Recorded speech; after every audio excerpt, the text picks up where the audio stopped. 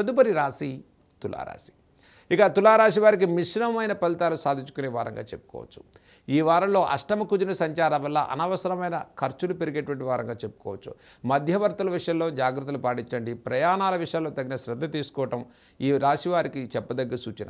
ఇక పంచమ శనైశ్వరుని యొక్క సంచారం వల్ల గతంలో ఇచ్చిన హామీలు నిలబెట్టుకుంటారు. కుటుంబపరమైన విషయాల్లో కొంత అనిశ్చిత వాతావరణం, మానసిక అసంతృప్తి వాతావరణం పెరిగేటువంటి వారంగా చెప్పుకోవచ్చు.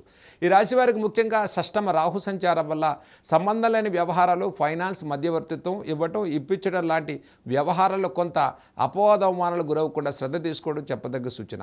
గతంలో ఇచ్చిన హామీలు నిలబెట్టుకునేటువంటి ప్రయత్నంలో కొంత అనిశ్చిత వాతావరణం పెరిగేటువంటి వారంగా చెప్పుకోవచ్చు.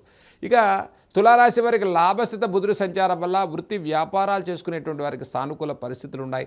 నూతన వ్యాపారాలు, పెట్టుబడులు పెట్టేటువంటి వారు ఈ వారం ఆగి తదుపరి వారం మీరు ప్రయత్నం చేసుకోవటం చెప్పదగ్గ సూచన. ఈ రాశి వారికి నూతన ఉద్యోగ ప్రయత్నాలు చాలా ప్రోత్సాహకరంగా ఉంటాయి. దైవిక కార్యాచరణ, పుణ్యక్షేత్ర దర్శనాల వల్ల మనోధైర్యం పెరిగేటువంటి వారంగా చెప్పుకోవచ్చు. ముఖ్యంగా తులారాశి వారికి విద్యార్థులకు శ్రమకు తగ్గ ఫలితాలు కలుగుతాయి. విద్యా సంబంధితమైన విషయాల్లో తగిన శ్రద్ధ తీసుకోవటం, కాస్త కష్టంతో కూడుకున్న విద్య ఉన్నప్పటికీ చక్కటి శ్రమకు తగ్గ ఫలితాలు సాధించుకునేటువంటి వారంగా చెప్పుకోవచ్చు.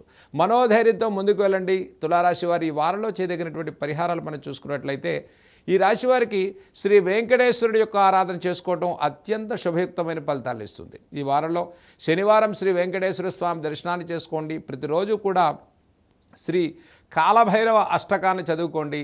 మనోధైర్యంతో అనిశ్చిత వాతావరణం తొలగిపోతుంది. ప్రతి వ్యవహారంలో విజయం సాధించుకునేటువంటి వారంగా చెప్పుకోవచ్చు.